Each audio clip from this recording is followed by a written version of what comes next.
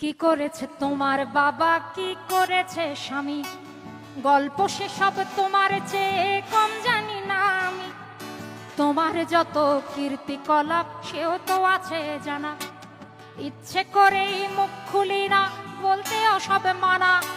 স্বামী বাবার নাম ভাঙিয়ে আর কত কালে খাবে, এবার ওদের ঘুমোতে দাও, আত্মা শান্তি পাবে। এবার ওদের ঘুমোতে দাও, আত্মা শান্তি পাবে।